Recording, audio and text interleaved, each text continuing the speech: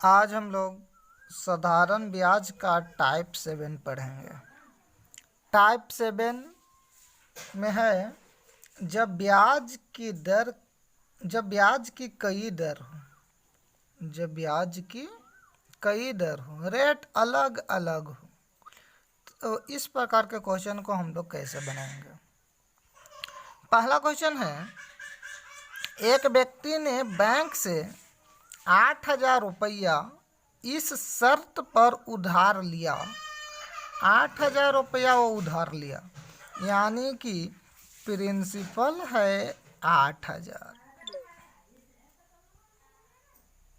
ठीक है, 8,000 रुपया उधार लिया, यानी कि यह प्रिंसिपल है 8,000 रुपया। आगे पढ़ते हैं, लिया कि इस शर्त पर उधार लिया कि पहले 5 वर्ष 6%, पहले जो 5 वर्ष के लिए जो होगा वो 6% का रेट होगा। फिर अगले 3 वर्ष के लिए 8%, अगले 3 वर्ष के लिए उसका रेट होगा 8%, तथा इसके बाद 5 साल और 3 साल, इसके बाद 8 वर्ष के लिए 10%, 8 वर्ष के लिए 10% वार्षिक साधारण ब्याज लगेगा। एक व्यक्ति जो है वो 8,000 रुपया उधार लेता है, यानी कि प्रिंसिपल है।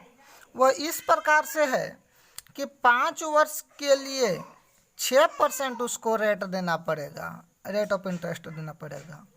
3 वर्ष के लिए 8% देना होगा, 5 वर्ष के बाद 3 वर्ष, और फिर इस 3 वर्ष के बाद अगर 8 वर्ष के लिए रहेगा तो उसको 10% की रेट पर देना होगा।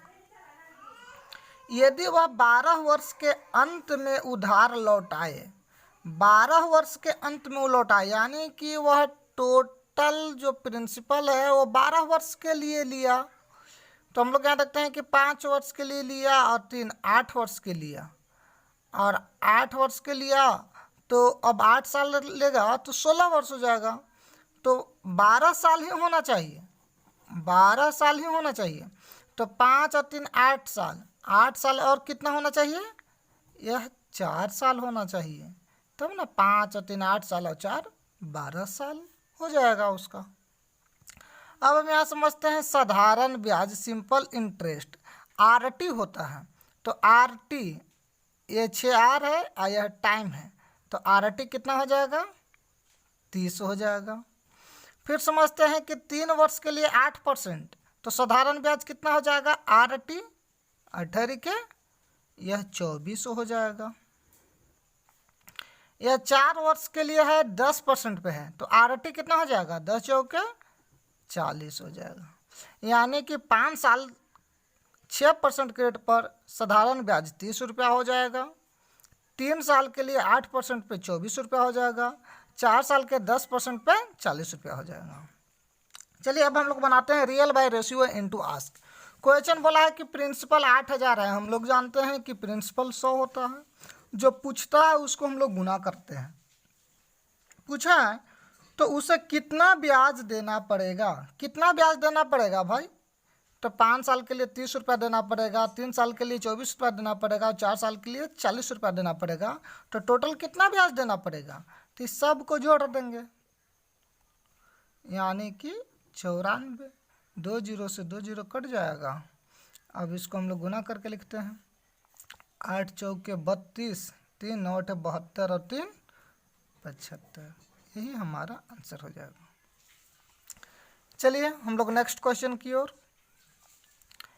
किसी धनराशि पर पहले 2 वर्ष के लिए 4%, पहले 2 वर्ष के लिए रेट कैसे होना चाहिए, 4%,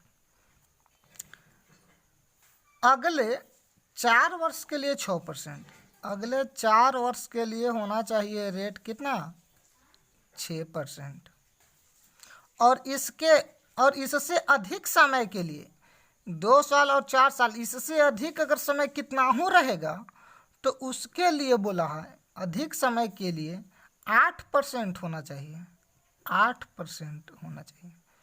ब्याज जोड़ा गया।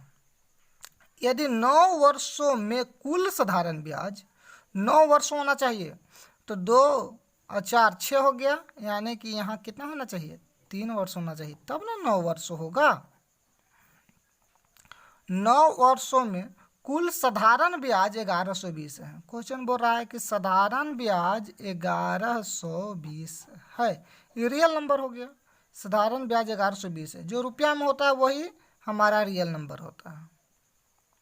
अब हम लोग निकालते हैं साधारण ब्याज सिंपल इंटरेस्ट, आरटी होता है। तो आरटी होता है तो आरटी यहाँ कितना हो जाएगा, 4 दूनी की 8 हो जाएगा। यहाँ आरटी कितना हो जाएगा, 6 चौके 24 हो जाएगा। यहाँ आरटी कितना हो जाएगा, 8 के 24 हो जाएगा। क्वेश्चन बोला है कि साधारण ब्याज 1120 रुपया है। आप देखिए कि कुल साधारण ब्याज कितना हो रहा है, तो 24 और 24 48 और 48 और 8 तो 48 49 50 51 52 53 54 55 56 हो रहा है।